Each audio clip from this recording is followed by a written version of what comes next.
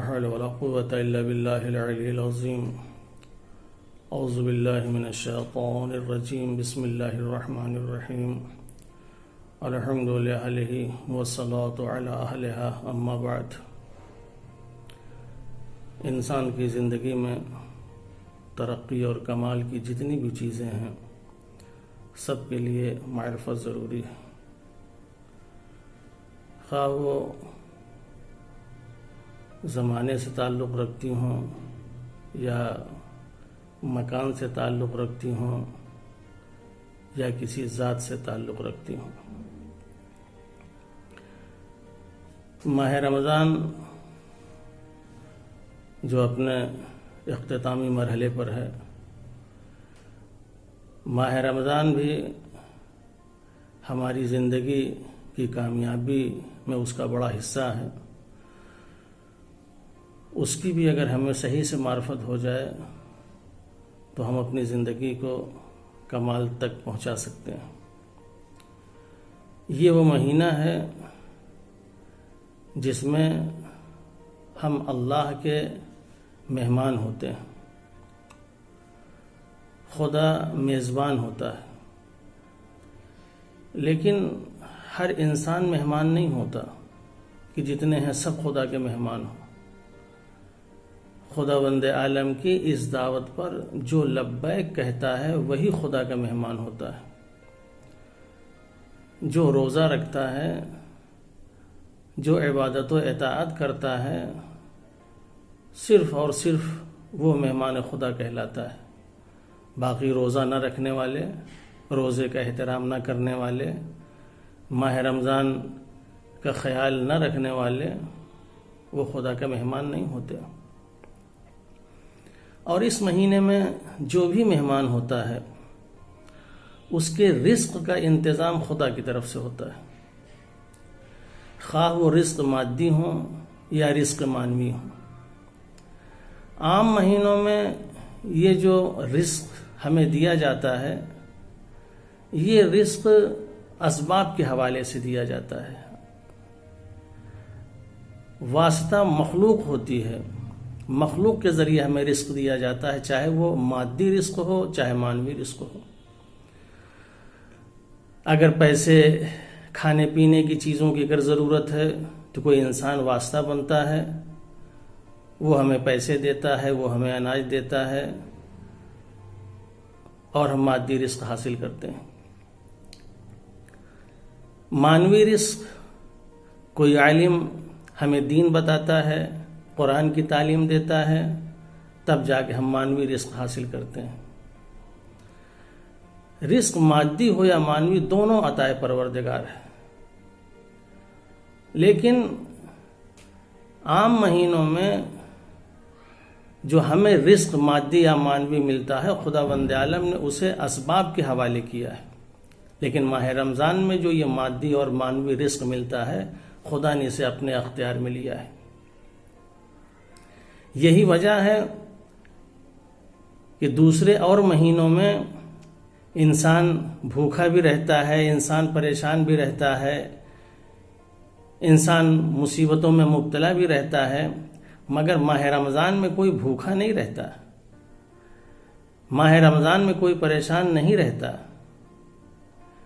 ماہ رمضان میں وہ چیزیں، رزق مادی ہو یا معنوی، وہ رزق خداوند عالم عطا کرتا ہے کہ زندگی میں شاید اسے نصیب نہ ہوا ہو۔ طرح طرح کے مختلف قسم کے کھانے، کے فروٹ، جہاں عام مہینوں میں لوگوں کو روٹی نہیں ملتی، وہاں اس مہینے میں لوگ بریانی تک کھاتے ہیں۔ یہ اس لیے ہے کہ اس کی ذمہ داری اللہ نے اپنے ہاتھ میں لی ہے۔ ظاہر جب اللہ دے گا تو پھر بندہ محتاج نہیں رہے گا۔ آج ہم جو محتاج ہیں، ہم جو پریشان ہیں، ہم غربت کے شکار ہیں، ہم اگر کسی مصیبت اور پریشانی کو جھیل رہے ہیں تو صرف اس لیے کہ یہ سب اسباب کے حوالے کیا گیا، اور جو صاحب ثروت ہیں، صاحب دولت ہیں، ان لوگوں نے اسے دبا کے رکھ لیا ہے، ہم تک نہیں پہنچ رہا، اس لیے ہم پریشان ہیں۔ تو جو مخلوق کے حوالے ہے وہاں پریشانیاں ہیں، لیکن جسے خدا دیتا ہے وہاں پریشانیاں نہیں ہیں۔ واقعاً کیا خدا بند عالم کی مہمانی، کس طریقے سے مہمان نوازی کر رہا ہے۔ یہاں دیکھا یہی گیا ہے کہ جہاں لوگوں کے پاس ذرا سی دولت آ گئی، عہدہ مل گیا، منصب مل گیا، تو پھر وہ اگر کسی کو کھلاتے ہیں، کسی کو کوئی چیز دیتے ہیں، تو ان کا سارا کام نوکروں کے ذریعے ہوتا ہے۔ لیکن کیا کہنا خدا بند عالم کا کہ اگر اس نے بندوں کو مہمان بلایا ہے تو یہ مہمان نوازی کسی اور کے حوالے نہیں کی، اس نے خود ذمہ داری لی ہے، میں اپنے بندوں کا خیال رکھوں گا، میں اپنے بندوں کو کھلاؤں گا، میں اپنے بندوں کو ان نعمتوں سے سیراب کروں گا۔ یہ بہت بڑی بات ہے کہ خدا بند عالم خود لوگوں کی خدمت کرے، لوگوں کا خیال رکھے، اور کیا کیا واقعاً اس مہینے میں خدا بند عالم دے دیتا ہے۔ چاہے مادی نعمت دیکھیں، ایسی ایسی نعمتیں کہ واقعاً انسان سوچ بھی نہیں سکتا کہ ماہ رمضان میں کیا کھا جاتا ہے، اور مانوی نعمتیں وہ بھی بڑی حسین اور خوبصورت ہوتی ہیں۔ وہ نعمت جس کے لیے پیغمبر اسلام نے فرمایا القرآن و مائدۃ الرحمن، قرآن دسترخوان الہی ہے۔ قرآن میں کون سی ایسی نعمت ہے جو نہیں ہے؟ ایک انسان کے لیے جو چیزیں ضروری ہوں اور وہ قرآن میں نہ ہو، یہ ہو ہی نہیں سکتا۔ ہر طرح کی نعمت قرآن مجید میں اللہ نے رکھی ہے۔ ایسی ایسی نعمتیں جو عام دنوں میں انسان کو نصیب نہیں ہوتی، لیکن یہی ہے، یہ ساری نعمتیں اللہ بندوں کو دینا چاہتا ہے، لیکن کچھ لوگ ایسے ہوتے ہیں جو ان نعمتوں سے محروم رہتے ہیں۔ وجہ یہی ہے کہ ماہ رمضان میں داخل تو ہوتے ہیں، مگر ماہ رمضان کی ان کو خبر ہی نہیں ہوتی، ماہ رمضان سے کچھ وہ فائدہ اٹھا ہی نہیں پاتے، جس طریقے سے بہت سے لوگ دنیا میں ہوتے ہیں مگر دنیا میں نہیں ہوتے، دنیا میں رہ کے بھی دنیا میں نہیں ہوتے، وہ دنیا سے آشنائی نہیں ہوتی، دنیا سے کی کوئی خبر نہیں ہوتی، دنیا کے حالات ان کو معلوم نہیں ہوتے، لہٰذا دنیا میں کچھ نہیں کر پاتے۔ ایسے بہت سے لوگ ماہ رمضان میں تو ہوتے ہیں، لیکن ہو کے بھی ماہ رمضان میں وہ نہیں ہوتے۔ تو ہمیں معرفت ہونا چاہیے۔ یہی وجہ ہے کہ بہت سے لوگ صرف مادی دسترخوان تک محدود رہ جاتے ہیں، مانوی دسترخوان جو اصل دسترخوان الہی ہے وہاں تک نہیں پہنچ پاتے۔ اور خدا بند عالم نے جو بچھایا ہے، بھی کس طرح کی نعمتیں ہوں گی واقعاً جب دسترخوان لگانے والا اللہ ہو، خدا بند عالم کی ذات ہو، جس کے پاس ہر طرح کے خزانے ہوں، تو کیسی کیسی نعمتیں ہوں گی، لیکن بہت سے لوگ اس نعمت سے محروم رہتے ہیں۔ خدا بند عالم نے قرآن مجید کو اس مہینے میں نازل کیا۔ نزول کا مطلب صرف یہ نہیں ہے کہ آسمان سے زمین پہ آیا، یہ آسمان سے زمین پر ایک بار آ چکا، قلب پیغمبر پہ نازل ہو چکا، لیکن اب یہ قیامت تک مومنین کے دلوں پر نازل ہوگا۔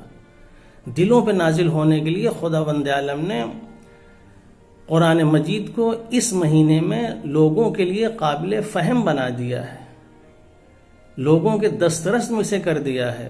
عام مہینوں میں لوگوں کے ہاتھ میں نہیں ہے، قابل فہم نہیں ہوتا، اس لیے کہ ایسا ماحول نہیں ہوتا، نفس پہ کنٹرول نہیں ہوتا، دل آمادہ نہیں ہوتا، لیکن چونکہ قلوب آمادہ ہوتے ہیں، نفوس آمادہ ہوتے ہیں، اپنے نفس کے اوپر کنٹرول کیے رہتے ہیں، لہٰذا قرآن مجید ان کے لیے قابل فہم ہو جاتا ہے، اور قرآن مجید کو سمجھنے کی صلاحیت ان کے اندر پیدا ہو جاتی ہے۔ غور و فکر کرنے کے بعد اس کے اوپر عمل کرنے کی صلاحیت پیدا ہو جاتی ہے۔ اسی لیے کہا گیا ہے کہ قرآن مجید جو پڑھیں تو غور و فکر کے ساتھ پڑھیں، سوچیں سمجھیں، یہ اس لیے نازل کیا گیا ہے۔ تو تدبر اور تفکر بہت ضروری ہے۔ قرآن مجید کی ہمیں معرفت ہونی چاہیے، ہمیں اسے سمجھنا چاہیے کہ واقعاً قرآن مجید کیا ہے۔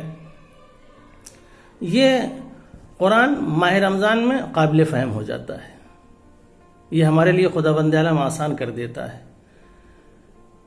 تو ضروری نہیں ہے کہ ماہ رمضان میں ہم پورے قرآن مجید کی تلاوت کریں، جیسا کہ ہمارے درمیان مشہور ہے کہ ماہ رمضان میں شروع کیا ہے تو ماہ رمضان ہی میں ختم کریں، ورنہ مصیبت میں مبتلا ہوں گے اور عذاب میں گرفتار ہوں گے۔ ایسا نہیں ہے، یہ صرف اس لیے کہہ دیا جا رہا ہے تاکہ ہم سرسری طور پہ قرآن کو پڑھ کے گزر جائیں، نہ اس پہ غور کریں، نہ فکر کریں، نہ سوچیں، نہ سمجھیں، نہ قرآن کی کسی آیت کے اوپر عمل کریں۔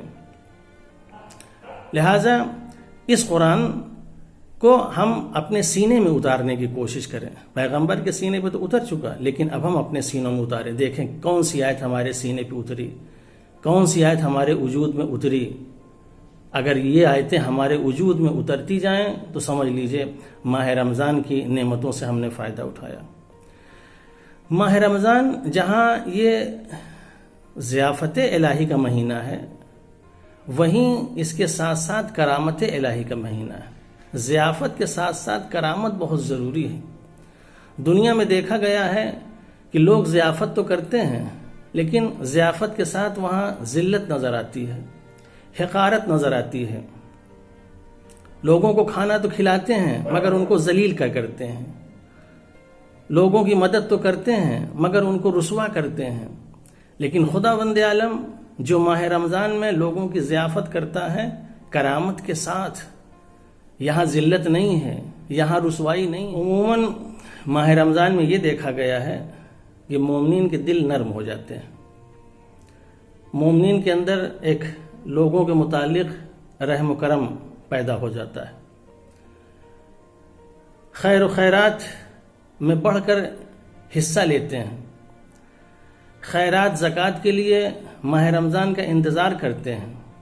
اور اس سال لاک ڈاؤن کی وجہ سے تو دل کچھ اور ہی نرم ہو گئے ہیں۔ جہاں دیکھیے راشن تقسیم کیا جا رہا ہے، غلے بانٹے جا رہے ہیں، پیسے دیے جا رہے ہیں، لیکن اسی کے ساتھ ساتھ تصویریں بھی کھینچی جا رہی ہیں، ویڈیو بھی بنائی جا رہی ہے، یعنی ان کی مدد کی جا رہی ہے، نصرت کی جا رہی ہے۔ لیکن یہ نصرت اور مدد کرامت کے ساتھ نہیں ہے، عزت کے ساتھ نہیں ہے۔ اگر وہ ایک طرف آ کے راشن لے جا رہے ہیں تو دوسری طرف ذلت بھی ان کو اٹھانا پڑتا ہے۔ ایک طرف اگر وہ راشن کا بوجھ اٹھائے ہوئے ہیں تو دوسری طرف ذلت کا بھی بوجھ اٹھاتے ہیں۔ جسم اگر ان کا راشن کا بوجھ اٹھا رہا ہے تو نفس ان کا ذلت کا بوجھ اٹھا رہا ہے۔ راشن اور پیسوں سے کہیں زیادہ بوجھ ذلت و رسوائی اور حقارت کا ہوتا ہے۔ لہذا اگر کسی کی مدد کرنا ہے تو مدد کریں۔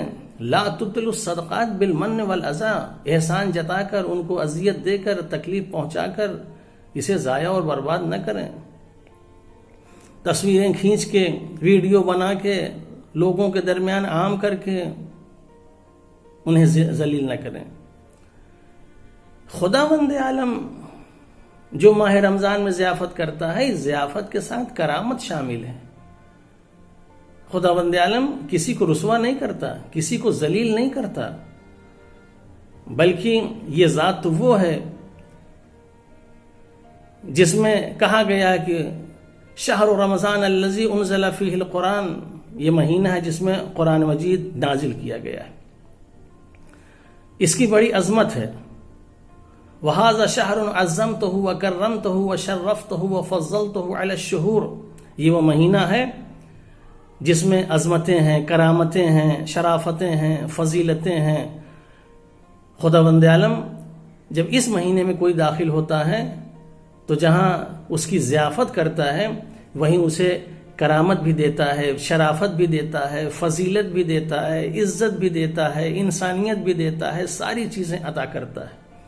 تو نصرت ہم بھی کرتے ہیں، لیکن ہم ذلت و رسوائی کے ساتھ کرتے ہیں۔ لیکن خدا کی جو ضیافت ہوتی ہے، خدا کی ضیافت کرامت کے ساتھ ہوتی ہے۔ اس مہینے میں انسان صاحب کرم، صاحب شرف، صاحب عزت بن جاتا ہے۔